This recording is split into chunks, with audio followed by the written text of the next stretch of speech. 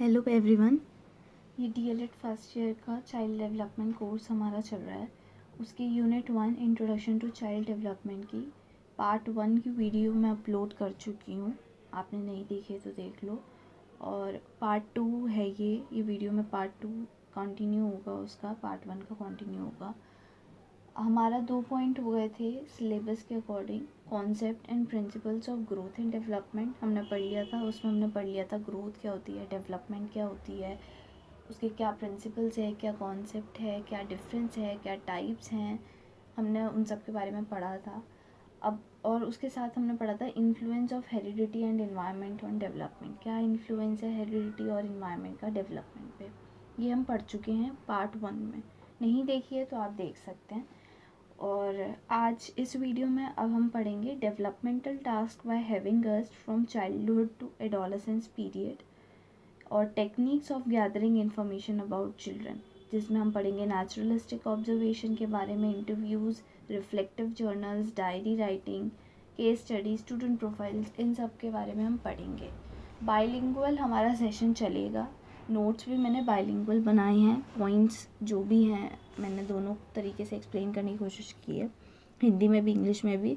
कोई चीज़ अगर नहीं समझ में आती है तो आप मुझे नीचे कमेंट सेक्शन में बता सकते हैं, मैं समझाने की कोशिश करूँगी। और अगर कोई भी आपको दिक्कत आ रही है, कोई आपको चीज़ में अगर कोई फीडबैक प्रोवाइड करना है तो आप प्रोवाइड कर सकते हैं नीचे। I will try to improve that. और अगर आपको अच्छी लगती है वीडियो तो आप लाइक कर सकते हैं, सब्सक्राइब कर सकते हैं और नीचे कमेंट सेक्शन में बता सकते हैं कि आपको ये वीडियो कैसी लगी। तो स्टार्ट करते हैं आज की वीडियो। हमारा पहला टॉपिक है developmental task by having us from childhood to adolescence period. हैविंग अस हमारे साइकोलॉजिस्ट थे, उन्होंने कुछ डेवलपमेंटल टास्क दिए थे। एक बच्चा जो है वो चाइल्डहुड से लेकर एडोलेसेंस पीरियड में उसके अंदर क्या क्या डेवलपमेंट होती हैं, कौन से टास्क होते हैं डेवलपमेंट से रिलेटेड, वो टास्क के बारे में हम पढ़ेंगे इसमें। वो टास्क इन्होंने दिए थे कि क्या चाइल्डहुड से एडोलेसेंस पीरियड में कौन कौन से डेवलपमेंट टास्क होते हैं, वो हैविंग अस ने हमें बताए हैं। तो पहला पॉइंट है having us developmental task is essentially about the development of the individual and his developmental stage। Basically developmental task जो है वो इसेंशियली जो है वो उस बारे में है कि जो एक इंडिविजुअल है, एक बच्चा। हम बेसिकली इस कोर्स में या डीएलएड के कोर्स में हम इसके बारे में ही पढ़ेंगे कि बच्चे के अंदर क्या क्या चेंजेस होते हैं। चाइल्ड डेवलपमेंट वही बताता है हमें कि बच्चे के अंदर क्या चेंजेस होते हैं, किस स्टेज पे आके कौन सा चेंजेस हमें देखने को मिलते हैं बच्चे के अंदर, ताकि एज अ टीचर आप बच्चे के इंडिविजुअल डिफरेंसेस को समझ सकें। आप बच्चे के जो भी चेंजेस हो रहे हो उसके अंदर, उसकी बॉडी के अंदर, चाहे वो मेंटली हो रहे हैं, फिजिकली हो रहे हैं, इमोशनली हो रहे हैं, जैसे भी हो रहे हैं, आप उन चेंजेस को समझ सकें, एग्जामिन कर सके। जो भी आपको उस समय जो स्टेप्स लेने चाहिए आप वो ले सके, एक्यूरेट स्टेप्स ले सके। आपको उन सब चीज़ों की समझ प्रोवाइड करता है चाइल्ड डेवलपमेंट। तो यही डेवलपमेंटल टास्क इंपॉर्टेंट हो जाता है। वो एसेंशियली इसी चीज़ के बारे में कि एक इंडिविजुअल के अंदर जो भी डेवलपमेंट होती हैं और जो भी उसकी स्टेजेस होती है डेवलपमेंट की, बर्थ से लेकर एडोलेसेंस तक, तो वो हम उन सब चीज़ों के बारे में डेवलपमेंटल टास्क में पढ़ेंगे। A person works according to his age. एक जो पर्सन होता है वो अपनी एज के अकॉर्डिंग वर्क करता है, तो उन एजेस के बारे में पढ़ेंगे। हमने पढ़ा था कि एडोलेसेंस पीरियड कौन सी ईयर से लेके कौन सी ईयर्स तक होता है। हमने फर्स्ट वीडियो में पहले पार्ट में हमने वो पढ़ा था। प्रीनेटल पीरियड होता है जो हमारा 9 मंथ्स का होता है। इन्फेंसी होती है हमारी जो बर्थ से लेके 2 ईयर्स तक होती है, जिन्हें हम टॉय एज भी कहते हैं। अर्ली चाइल्डहुड होता है जो 2 से 6 ईयर्स होता है। लेटर चाइल्डहुड होता है 7 to 11 ईयर्स। एडोलेसेंस होता है 12 to 9 ईयर्स। इन सब के बारे में हम फर्स्ट वीडियो में, फर्स्ट पार्ट में इसके हम पढ़ चुके हैं। तो ये हमने एज पढ़ी थी कि इस एज से इस एज तक के पीरियड को ये पीरियड कहते हैं। इसमें ये बच्चा, मतलब इसमें जो बच्चा होता है वो ये चीज़ें परफॉर्म करता है, एक्टिविटीज़ परफॉर्म करता है। तो ये सब चीज़ें एज के अकॉर्डिंग होती है कि जो भी एक पर्सन होता है वो अपनी एज के अकॉर्डिंग वर्क करता है। हाँ, इंडिविजुअल डिफरेंसेस हमें सब में देखने में मिलता है कि कोई बच्चा 3 साल की उम्र में कर रहा है तो कोई 4 की उम्र में करेगा, कोई 4.5 की उम्र में करेगा। बट जनरली इंडिविजुअल डिफरेंसेस को कंसीडर करते हुए भी बच्चा जो है वो अपनी एज के अकॉर्डिंग ही वर्क करता है। तो हम वो एजेस के बारे में पढ़ेंगे कि किस एज में हमें क्या क्या एक्टिविटीज़ बच्चे के अंदर देखने को मिल जाती हैं, वो सब हम इसमें पढ़ेंगे डेवलपमेंटल टास्क में।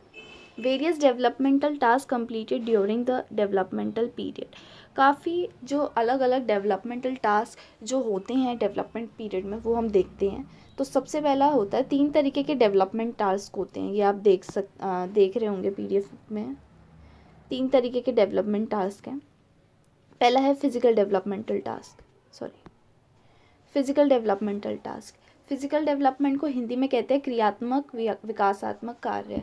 जो भी विकासात्मक यानी कि डेवलपमेंट हुई है हमारी, जो भी होते हैं डेवलपमेंटल टास्क को हिंदी में विकासात्मक कार्य कहते हैं।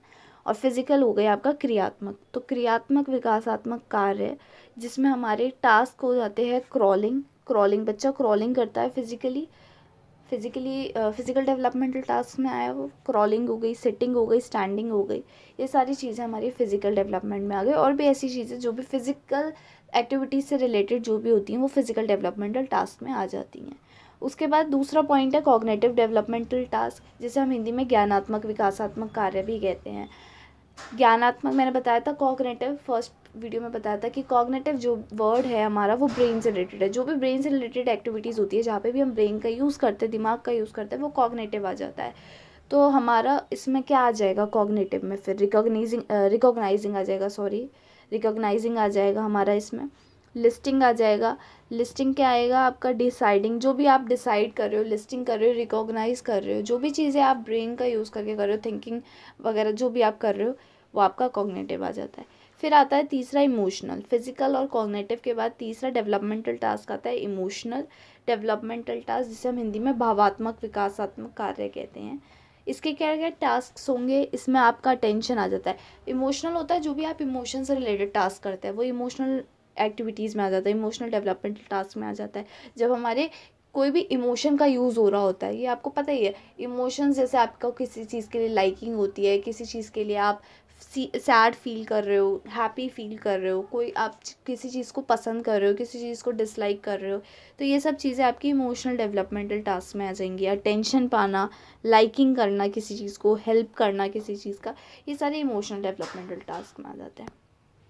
उसके बाद आता है sources for physical developmental task, या इम्पॉर्टेंस क्या है इसकी, ये भी आ जाता है कि क्या क्या सोर्सेज हैं फिजिकल डेवलपमेंटल टास्क के। जो हमने पढ़ा ऊपर क्रियात्मक विकासात्मक कार्य है, तो उसके क्या सोर्सेज हैं या क्या इम्पॉर्टेंस है, आप ये देख सकते हैं। तो सबसे पहले तो इसमें आ जाएगा मैच्योरेशन। इससे आपको मैच्योरेशन आ जाती है।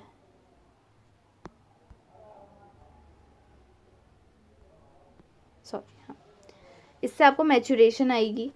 फिजिकल डेवलपमेंटल टास्क होंगे आपके, फिजिकली आपको कोई एक्टिविटीज़ करोगे, आप फिजिकली डेवलप होंगे आप, तो आपके अंदर मैच्योरेशन आएगी। Adjustment to physical, social and cultural.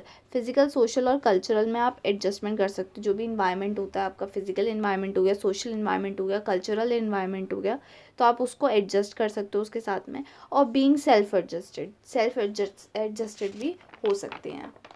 उसके बाद आता है नेक्स्ट टॉपिक जो है हमारा, वो है developmental task at different stages of development.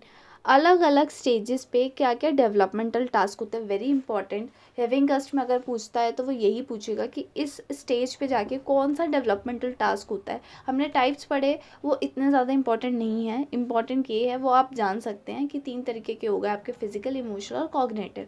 इसमें आप जानेंगे कि कौन सी स्टेज में बच्चे के अंदर आपको क्या क्या चेंजेस देखने को मिलते हैं। तो आप एज अ टीचर जब आप स्कूल में पढ़ाते हैं तो आपको जो बच्चा मिलता है वो अलग अलग एज का मिलेगा। कि आप फर्स्ट क्लास का बच्चा इस एज का है, सेकंड क्लास का इस एज का है, फिफ्थ क्लास का इस एज का है, यूकेजी नर्सरी का इस एज का है। तो आप उस एज के हिसाब से बच्चे के अंदर टास्क को रिकॉग्नाइज करोगे कि हाँ इस स्टेज में बच्चे के अंदर ये टास्क होते हैं, डेवलपमेंटल टास्क होते हैं।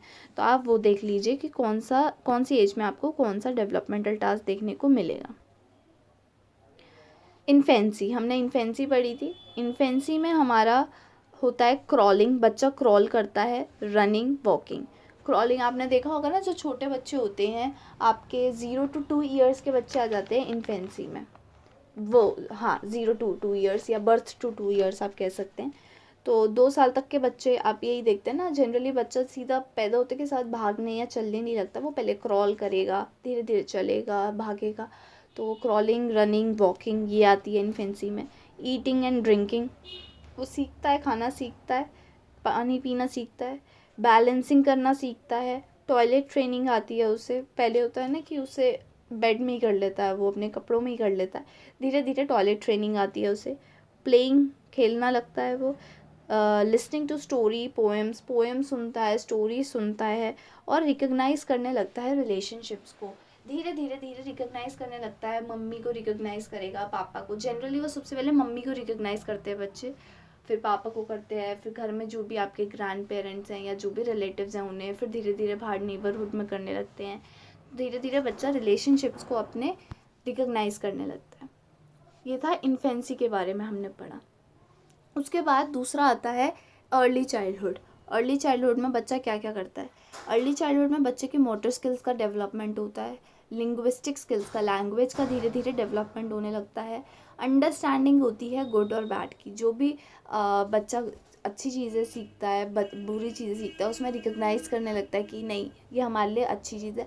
हम पढ़ते हैं ना, बच्चा इस स्टेज में आके बच्चा पढ़ता है good habits bad habits, parents भी सिखाते हैं no this is not good, this is good, या ऐसा नहीं करना चाहिए, गुड हैबिट नहीं है, बैड हैबिट है। स्कूल में बच्चा सीखता है, तो वो उन सब चीज़ों को समझने लगता है कि क्या सही है क्या गलत है, कि ये स्ट्रेंजर है, स्ट्रेंजर से बातें नहीं करनी है। या गुड हैबिट्स में जैसे आ जाते हैं कि नेल्स कट करने चाहिए, हमें प्रॉपरली क्लीन रहना चाहिए, हमें फूड अच्छी तरीके से खाना चाहिए, क्लीनलीनेस से खाना चाहिए, नीटली खाना चाहिए, नीटली बैठना चाहिए, रहना चाहिए। ये सब चीज़ें तो गुड और बैड में वो फ़र्क करना सीखता है, समझ आती है उसे गुड और बैड की। सोशलाइजेशन होता है उसका, बच्चा आप अपने फ्रेंड्स बनाता है, रिलेटिव्स के साथ वो सोशलाइज करता है, या आसपास नेबर्स के साथ वो सोशलाइज करता है। तो ये आते हैं उसे।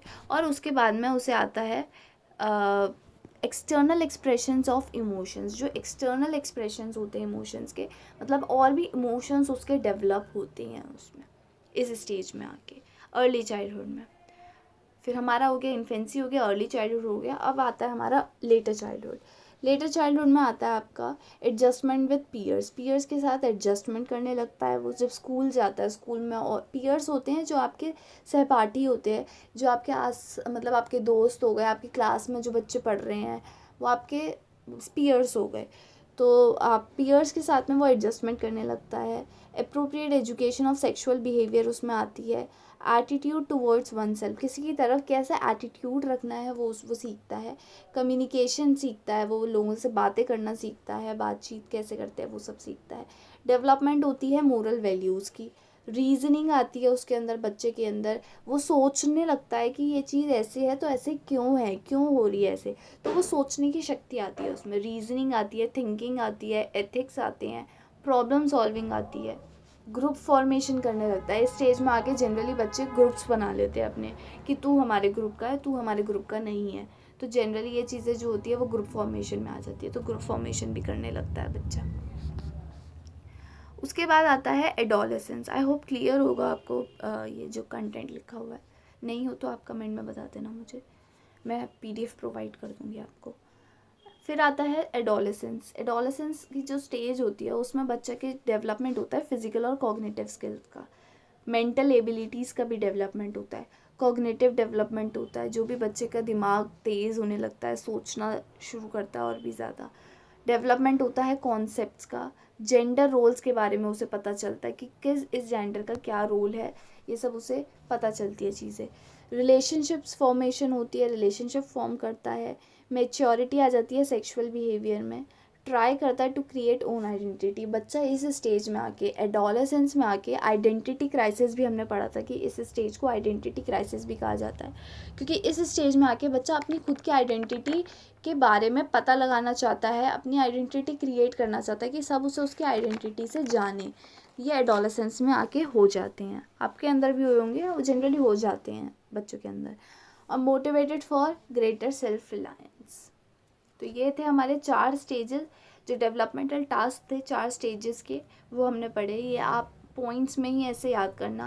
आपका कोई भी एक आ जाता है या 2 आ जाता है कि इन्फेंसी में कौन से डेवलपमेंटल टास्क दिए थे हेविंगस ने, या कौन से डेवलपमेंटल टास्क हेविंगस ने दिए, तो आप ये चारों लिख के ये पॉइंट्स लिख सकते हैं। उसके बाद आता है techniques of gathering information about children.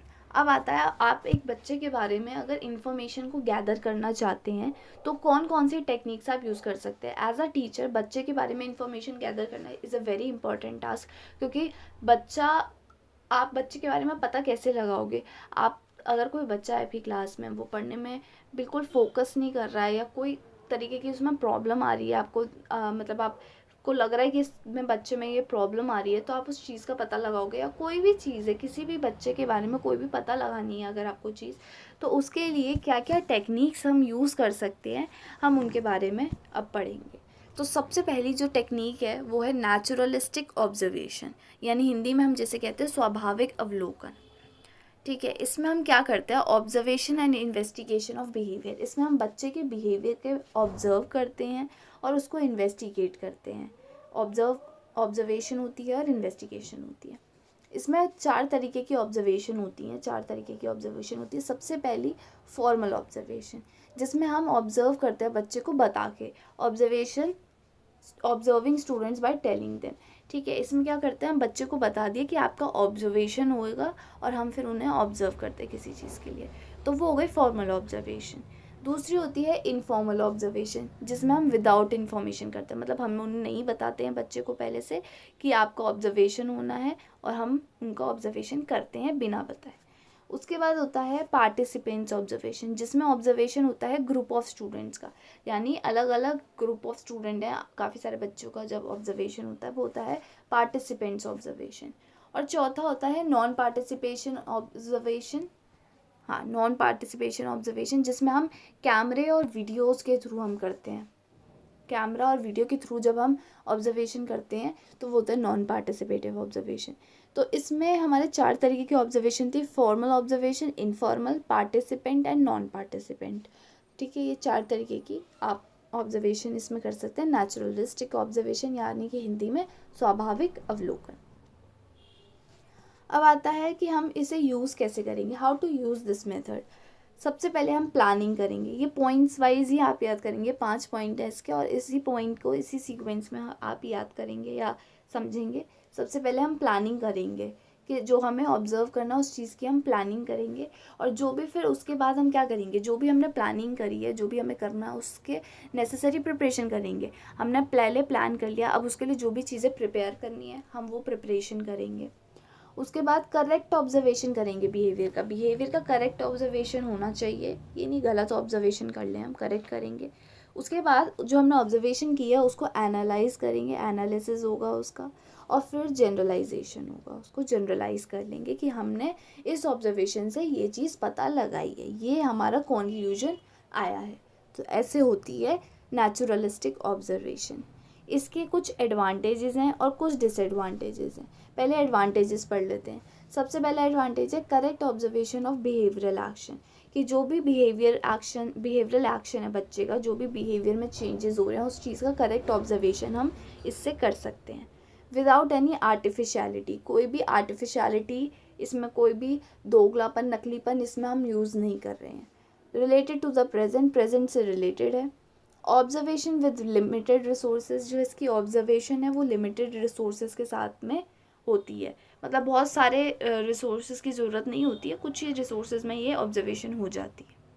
कुछ डिसएडवांटेजेस भी हैं, तो डिसएडवांटेजेस आप देख लीजिए।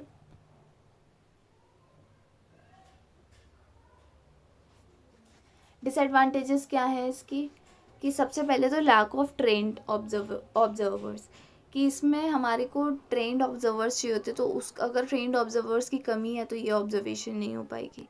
पर्सनालिटी डिफेक्ट्स होते हैं इसमें, बायस हो सकता है ये, और डिफ़िकल्टी नोटिंग रिजल्ट्स।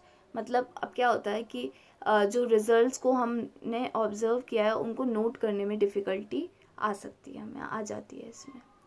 दूसरा मेथड है, तो पहला था नेचुरलिस्टिक ऑब्जर्वेशन, उसके हमने पढ़ लिया किस तरीके से यूज़ करते हैं मेथड, उसमें कितने तरीके की ऑब्जर्वेशन आती हैं और क्या एडवांटेजेस हैं और क्या डिसएडवांटेजेस हैं, हम सब पढ़ लिया। अब आता है सेकंड, इंटरव्यूज़ हिंदी में जिसे हम कहते हैं साक्षात्कार तकनीक। इसमें क्या होता है, face to face asking questions होते हैं। इंटरव्यूज़ आपने दिए भी होंगे या नहीं दिए, तो आगे आप इंटरव्यूज़ की प्रिपरेशन भी कर रहे होंगे, तो आपको इंटरव्यूज़ पता होगा, इतना ज़्यादा डिटेल में समझने की इसको ज़रूरत नहीं है। इसमें यही होता है, एक पर्सन या ग्रुप ऑफ पर्सन्स हैं, वो आपका इंटरव्यू ले रहे हैं। ज़रूरी नहीं है एक ही पर्सन ले, हो सकता है 2 पर्सन भी ले सकते हैं आपका इंटरव्यू, 3 4 5 कितने भी ले सकते हैं। और आप सामने बैठे होते हैं, आप इंटरव्यू देते हैं, वो आपसे क्वेश्चंस पूछते हैं, आप उसका आंसर उन्हें प्रोवाइड करते हैं, आंसर देते हैं उन्हें। तो उसमें face to face asking questions होते हैं। अच्छा, 2 तरीके के इंटरव्यू होते हैं, एक होता है ट्रांसक्रिप्ट और एक होता है नॉन ट्रांसक्रिप्ट। ट्रांसक्रिप्ट होता है जो प्री प्रिपेयर्ड होता है, पहले से आपने प्रिपेयर कर रखा है उस चीज़ के लिए, वो प्री प्रिपेयर्ड हो गया आपका ट्रांसक्रिप्ट। और नॉन ट्रांसक्रिप्ट होता है डिज़ायर्ड, जो आपको पहले से नहीं पता होता है। इसकी कैरेक्टरिस्टिक्स क्या है गुड इंटरव्यू की? हाँ, ये अगर क्वेश्चन आ जाता है कि गुड इंटरव्यू की क्या कैरेक्टरिस्टिक्स होनी चाहिए, तो पहली चीज़ तो ये कि पर्सनालिटी कैरेक्टरिस्टिक्स होनी चाहिए। उसमें आपकी पर्सनालिटी अच्छे से आप शो कर रहे हो, आप अगर इंटरव्यूअर हो, आप दे रहे हो इंटरव्यू, तो आप शो करो अपनी पर्सनालिटी अच्छे तरीके से। आपकी पर्सनालिटी कैरेक्टरिस्टिक्स होनी चाहिए, पर्सनालिटी डेवलपमेंट होना चाहिए। दूसरी चीज़, correct way to take a good interview, एक सही तरीके से इंटरव्यू लेना चाहिए ताकि वो अच्छा इंटरव्यू बने। और नॉलेज ऑफ साइकोलॉजी की नॉलेज आपकी होनी चाहिए आपको। उसके बाद आती है एडवांटेजेस क्या हैं और डिसएडवांटेजेस क्या हैं इसकी।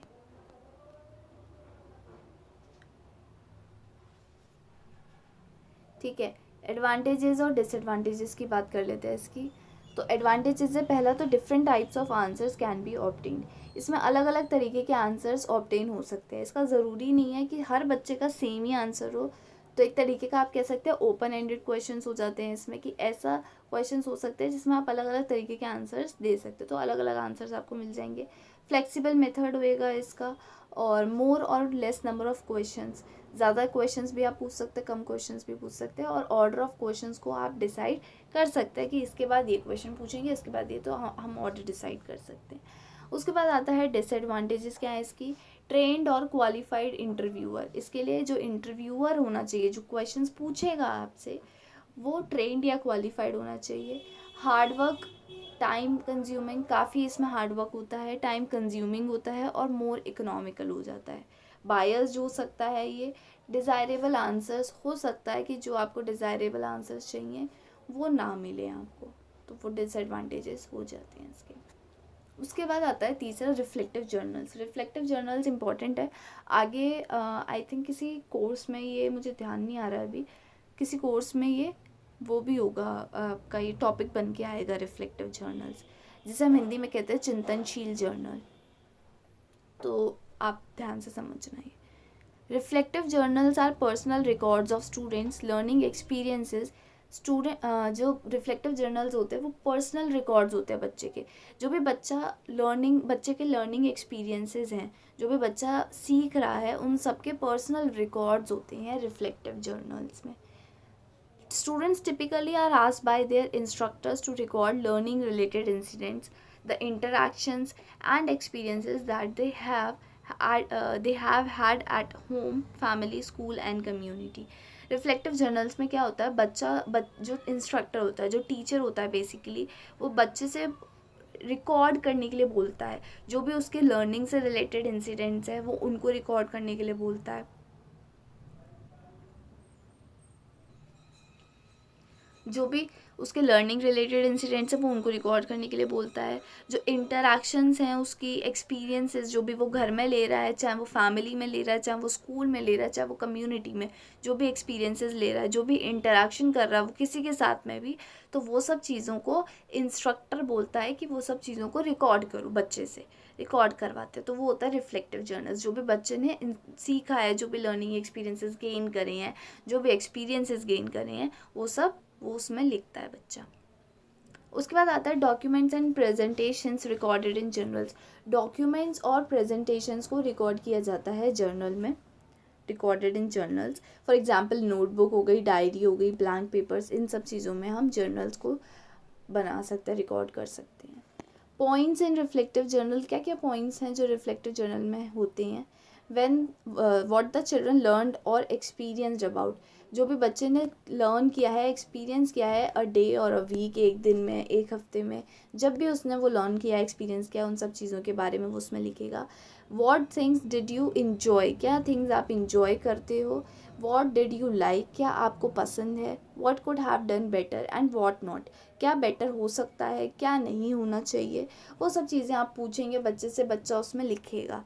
How did the work done individually और इन अ ग्रुप, किस तरीके से वर्क को इंडिविजुअली करना चाहिए या किस तरीके से एक ग्रुप में करना चाहिए। Where were his experiences with the people involve, किस तरीके के एक्सपीरियंस बच्चे के हैं, पीपल जो इन्वॉल्व हैं उनके साथ में किस तरीके के एक्सपीरियंस हैं, ये बच्चा लिखेगा उस सब चीज़ों में। तो ये सब चीज़ें हम पॉइंट्स लिख सकते हैं रिफ्लेक्टिव जर्नल में। 3 हम मेथड पढ़ चुके हैं, नेचुरलिस्टिक ऑब्जर्वेशन, इंटरव्यू और हमारा रिफ्लेक्टिव जर्नल। चौथा जो हमारा मेथड है वो है डायरी राइटिंग। डायरी राइटिंग जो है वो रिटन फॉर्म में होता है हमारा, आपको पता ही है, बचपन से लिखते ही आ रहे हैं डायरी राइटिंग। डायरी राइटिंग में बेसिकली क्या हो जाता है, हमारे अपने व्यूज़ लिख देते हैं, हमने कैसा फील कर रहे हैं, हम हमारा दिन कैसा गया, या हमारा मतलब क्या काम किया आज हमने, कुछ भी अपने बारे में या कोई भी चीज़ ऐसी। तो जनरली हम रोज़ लिखते हैं डायरी कि आज का दिन कैसा गया, आज हमने क्या किया, क्या अच्छा हुआ हमारे साथ, क्या बुरा हुआ, जो भी हम फील कर रहे होते हैं वो सब चीज़ें हम डायरी राइटिंग में लिख देते हैं। तो वो जाती है हमारी डायरी राइटिंग, रिटन फॉर्म में होती है। हम नोटबुक में लिखते हैं, कंप्यूटर पे लिखते हैं, लैपटॉप पे लिखते हैं, डायरी राइटिंग हम लिखते हैं ऐसी जगहों पे। उसके बाद में आता है usually written daily. Usually writing जो डायरी राइटिंग होती है वो हम रोज़ ही लिखते हैं डायरी को, aside from reflective journal. Reflective journal हम रोज़ नहीं लिखते हैं, बट डायरी राइटिंग हम रोज़ लिखते हैं। फिर आता है इन्फॉर्मेशन, कि कैसे हमें इन्फॉर्मेशन, क्या इन्फॉर्मेशन हमें देनी चाहिए डायरी राइटिंग में।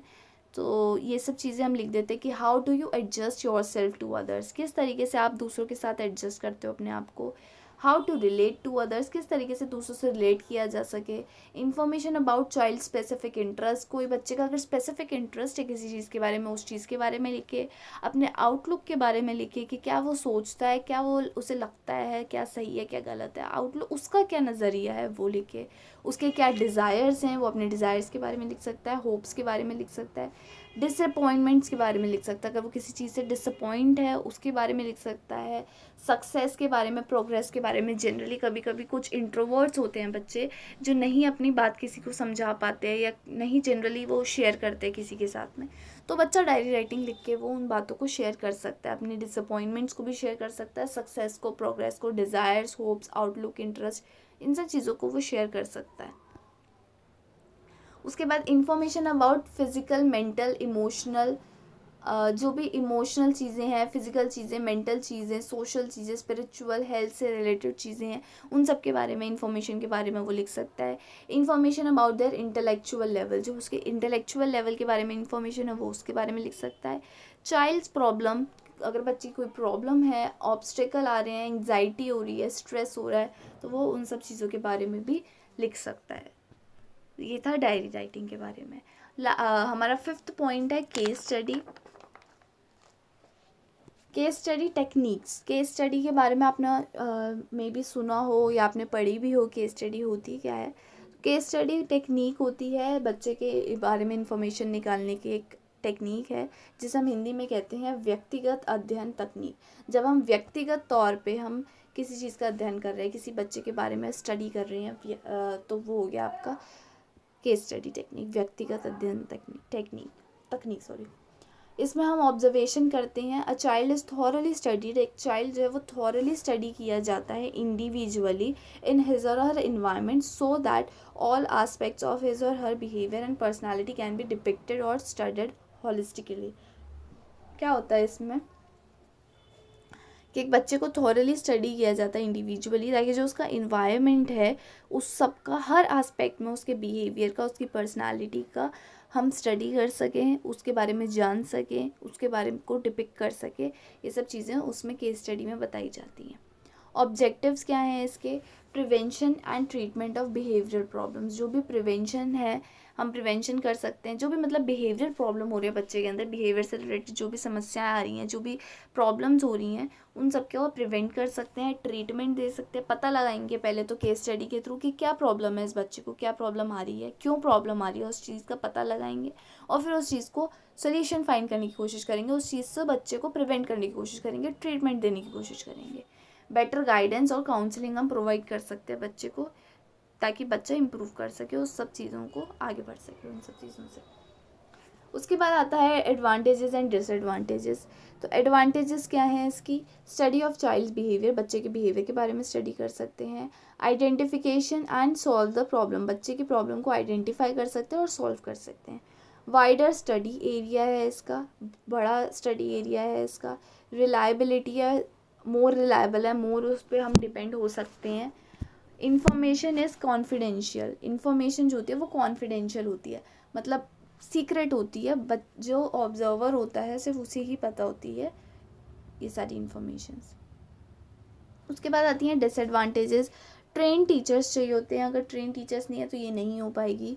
Difficult to gather too much information, थोड़ा डिफ़िकल्ट हो जाता है, बहुत सारी इन्फॉर्मेशन चाहिए होती है इसके लिए, तो वो थोड़ा मुश्किल हो जाता है कलेक्ट करना। पॉसिबिलिटी हो सकती है एरर होने की पॉसिबिलिटी हो सकती है, हो सकता है जो ऑब्जर्वर है उससे कोई एरर हो जाए। पॉसिबिलिटी ऑफ रॉन्ग एनालिसिस, अगर एरर हो जाएगा तो रॉन्ग एनालिसिस भी होएगा फिर उसका।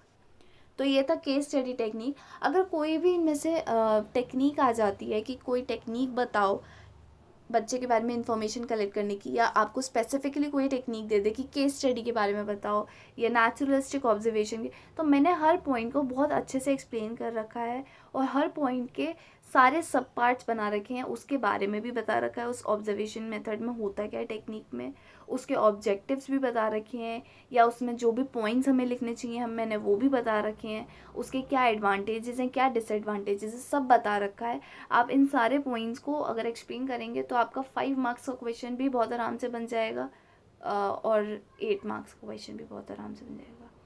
तो आप ध्यान से करना और होपफुली आप कोशिश ही करना कि आप पहले पॉइंट्स में आंसर को एक्सप्लेन करें, फिर आप उसको पॉइंट्स को एक्सप्लेन करें। पहले पॉइंट्स में आप समझाने की कोशिश करिए आंसर को, या फ्लो चार्ट की फॉर्म में समझाने की कोशिश करिए, क्योंकि एग्ज़ाम आपका बहुत अच्छा लगता है, आपका आंसर शीट, और आपके नंबर भी बहुत अच्छे आते हैं अगर आपने पॉइंट्स में, फ्लो चार्ट्स में इस तरीके से आपने आंसर्स को समझाया होता है। अगर आप उस तरीके से समझा देते कि आप पूरा पैराग्राफ लिख देंगे तो वो पैराग्राफ में आपके मार्क्स कटने के बहुत चांसेस हो जाते हैं।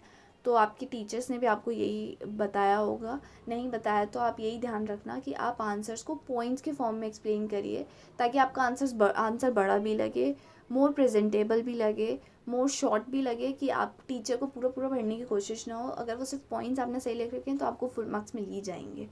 तो आप पॉइंट्स में एक्सप्लेन करने की कोशिश कीजिएगा, और मैंने काफ़ी कंटेंट प्रोवाइड कर रखा है हर पॉइंट का, तो आप वो देख सकते हैं।